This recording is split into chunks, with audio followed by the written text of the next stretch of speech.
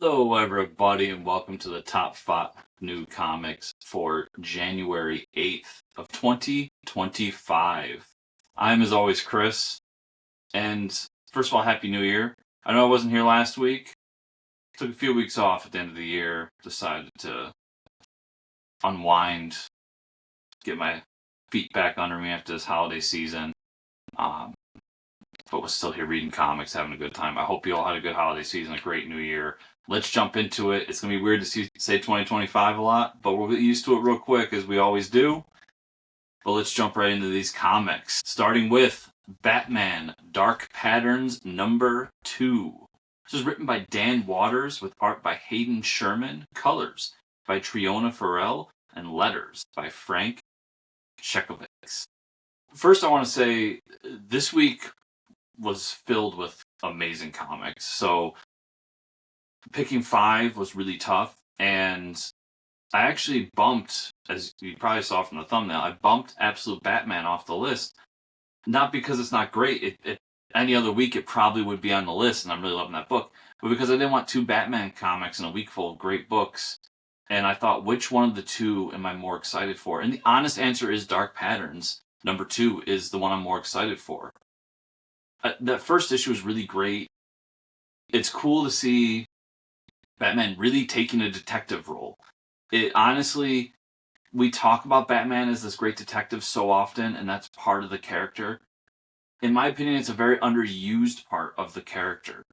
And Dan and crew just did an amazing job of showing that off in this issue, in the first issue, that is, and making the story what they sold it as, which was a Batman detective story. So that really in itself is what got me in the door.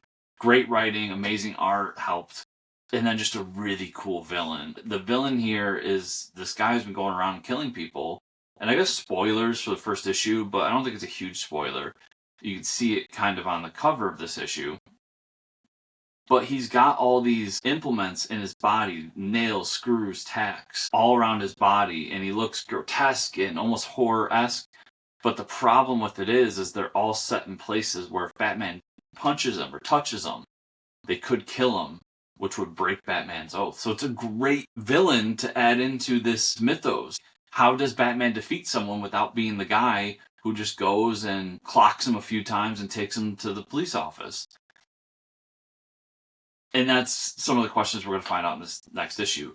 I just think the Dark Patterns first issue was one of my favorite Batman books in a bit. Like, I think Batman has been on a hot streak, and this really tops the list of some of the Batman books coming out. Whether it's a Dark Label book, whether it's Chip Zdarsky's Batman book, that first issue was just so good. And I just feel like, at its core, not only is it a great Batman story and a great Batman book, and I'm glad it's being published, but it really does feel like Dan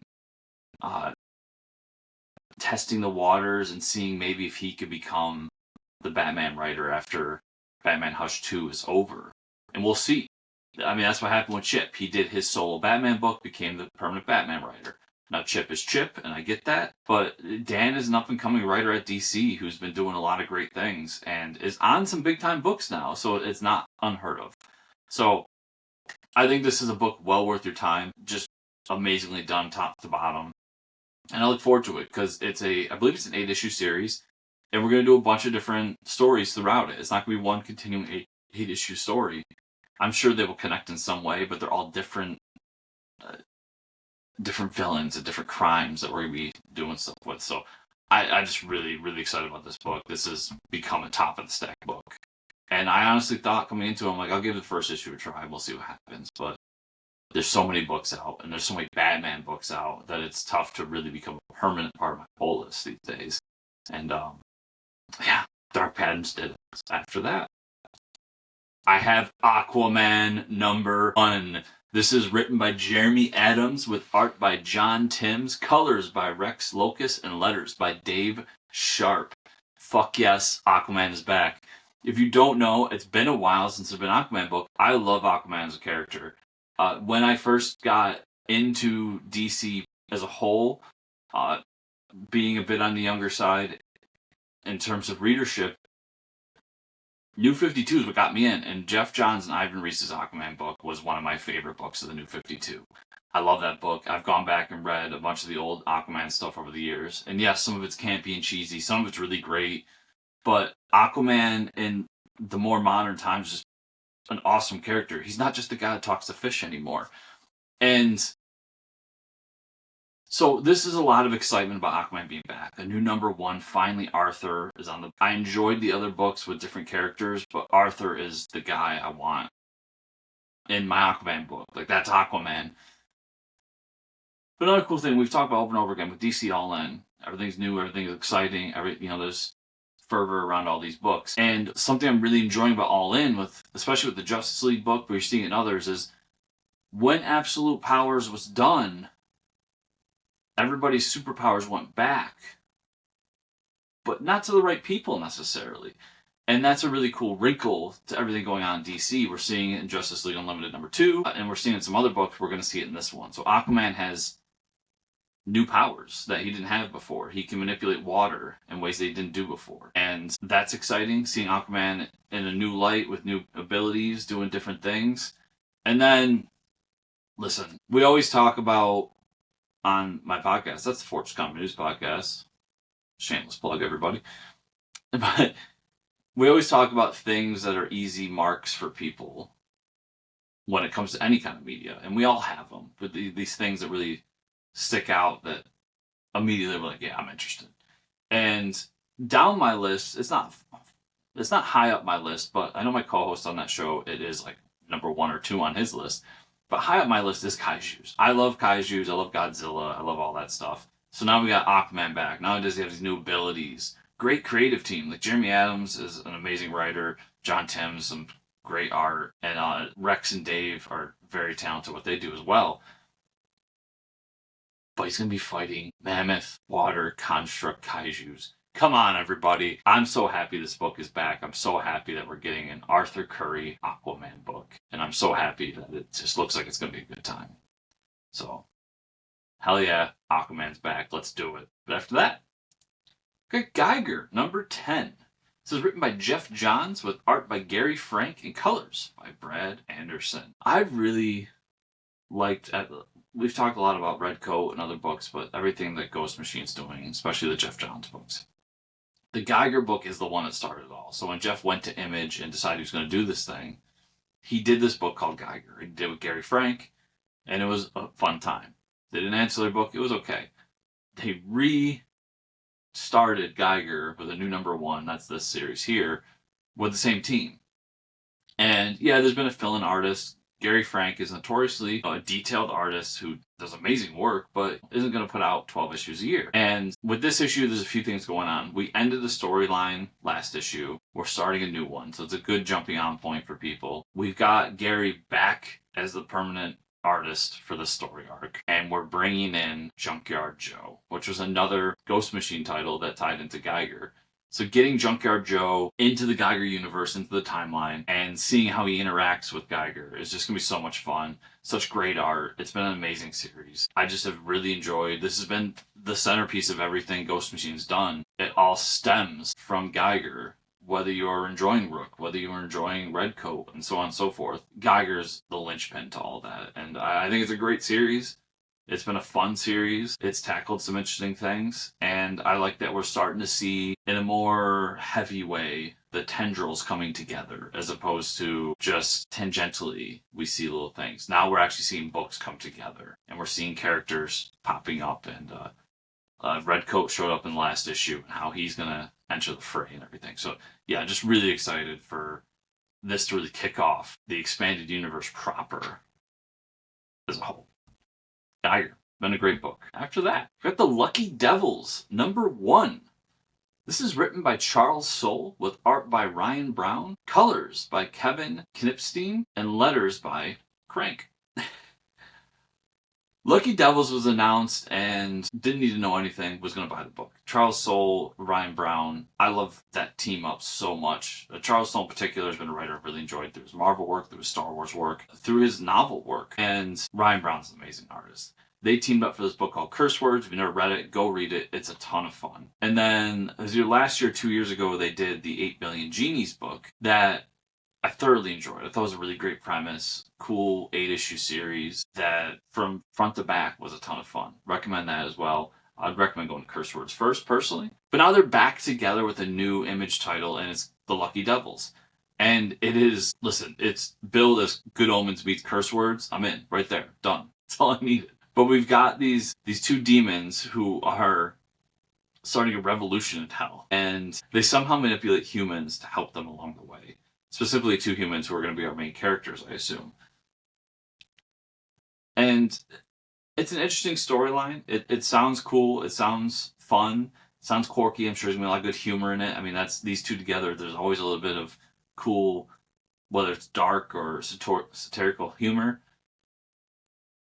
But at its core, it's really the creative team that drives me through the door. And that's with a lot of comics, the creative team drives me through the door. And I think these two together are magic. So this is one, if you've never read any of their stuff, hey, here's a new number 1 for you to check out. See if you like the team. Easy buy-in, and hell, if you like it, cool new series for you to enjoy. And if you love it, there's a couple more in the backlog that you can jump into.